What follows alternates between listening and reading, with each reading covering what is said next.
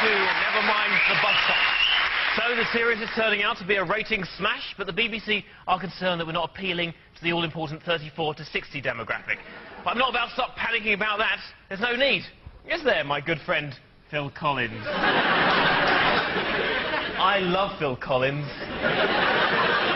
Phil's first guest is the star of sci-fi hit drama Torchwood and practicing homosexual John Barrowman. As omnisexual time agent, John is chased by some of the universe's most hideous monsters, none more terrifying than predatory alien Cilla Black from planet Phacagia. I need more gays. I'm bored with Winton. His second guest is Liberty X songstress Kelli Young. Kelly's last single stormed into the top 48, and in this month's OK magazine, she's on page 87. Beat that, Clarky! Kelly and John Bilsing, ladies and gentlemen.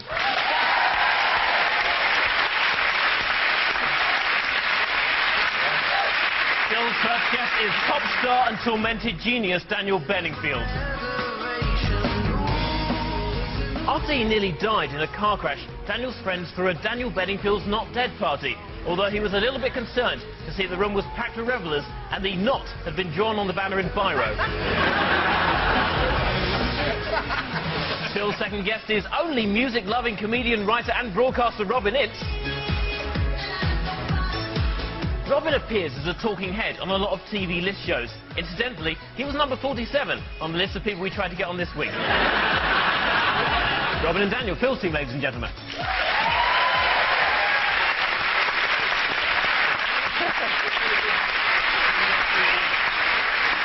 All right, we start with Sorry No Refunds. Bill, Kelly and John, here's yours.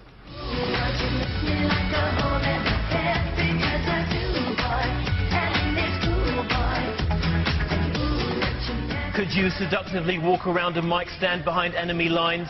Could you drive a tank over Girls Aloud? With honour, with pride, as a unit, join thousands of others who have already served. Sugar babes. Be the best. That was Sugar Babes with Hole in the Head. But why did the girls have to cancel 2 dates in Ireland? Was it A, because Heidi couldn't stop having nosebleeds? B, they had an argument about a Britney Spears song? Or C, they were banned after church officials decided their show was too ungodly? Ungodly? Yes. They're not specific about that? I guess all the wiggling of vaginas, that sort of thing. Hold on a second. Does a vagina wiggle? Not that I've ever seen one, but... So please inform me. I'm not an expert. There's nothing quite like the riveting TV stylings of two homosexuals discussing John's got very saucy since he started doing Torchwood. It's the doctor who... It's all it is sex, sex, sex every day. Kind of like Liberty X when we added the X. You did add the X. Added to sex. People won't remember this because people barely remember Liberty X. But...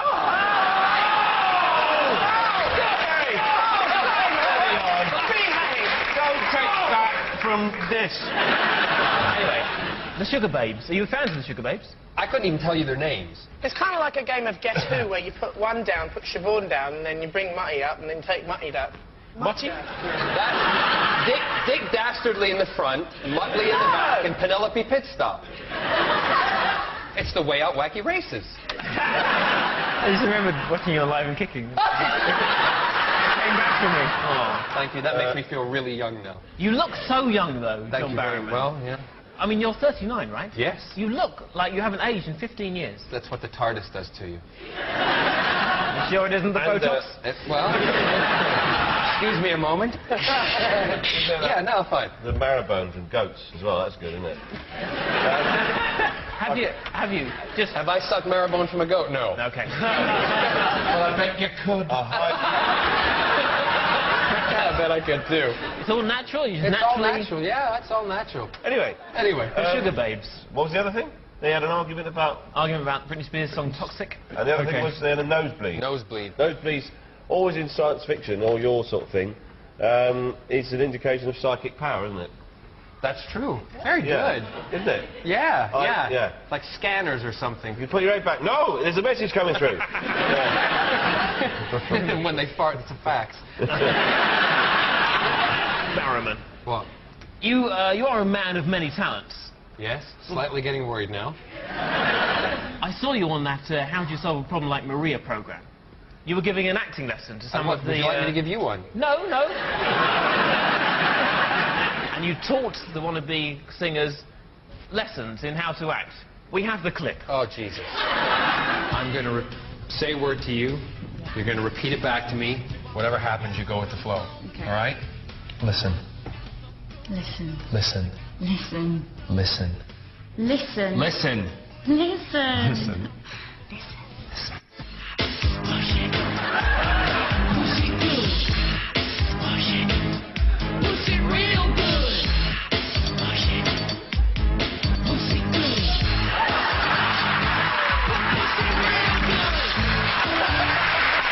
You're disgusting. Yeah. Someone's got to be. How do you solve a problem like syphilis? I don't know. A man kissing a woman on primetime BBC One. Sick. Sick, isn't it? Right, we'll head back to the sugar babe. Look, well, I think they're ungodly. ungodly with the jiggling. You're saying C? Yes. Let's see if you're right. You're wrong. The answer is B.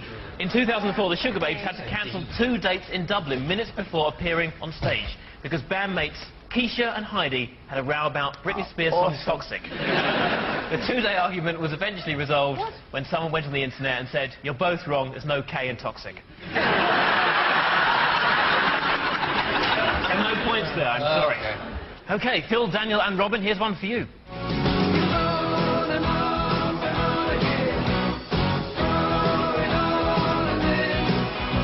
I like it, I like it, I like it, I like it, but then I've always been a sucker for tedious old shit. It's Status Quo. So that was Status Quo with Building Bridges, but why did they have to cancel a UK tour date in 2002? Public demand. Oh, sorry. Was it A, Francis Rossi was too hungover after appearing on Channel 5's Terry and Gabby? B, their tour bus got wedged under a low bridge? Or C, Rick Parfitt couldn't play his guitar after sleeping on his arm a bit funny? No. It was on purpose. You know, you sit on your arm and then you... Oh, yeah, to give yourself a stranger. A stranger. I believe they call it. Yeah. Works better with your left hand. It also works better if you wear many, many jewels. Oh, the Contessa has arrived. They're an extraordinary... They've been going for so long. I think they must have played at Moses' bar mitzvah. They're just like... they're such a dull band. They have a tea lady. Look. 2 grams of coke, please. Do you think it is a little steam-powered dildo with little chocolate toffee apples on the side? A steam-powered dildo? Yeah. Oh, when I'm pleasuring myself, I have to do it in a Victorian style. Where's my coal, James? Stevenson's rabbit.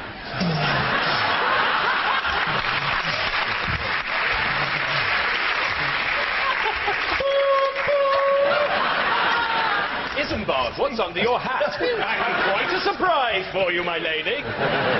You know, Daniel recorded his first album in his pants. They must be huge. How did you get the accent? No, I didn't wear anything. You didn't wear anything? Yeah, I know, yeah. I actually did a lot of it nude, yeah. So you recorded some of it nude and some of it not? Yes. On the tracks where there are erroneous notes, it could be his old fella flapping against the keyboard. 11! You do a really brilliant bit. You go, da-da, boom. That's the most disturbing thing I've ever seen. Let's all relax for a moment. Let's all... Oh, there we go. Lovely.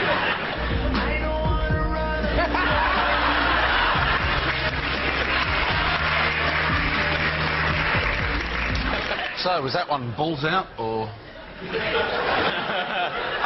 I think I was completely naked for that one. Let's imagine it now.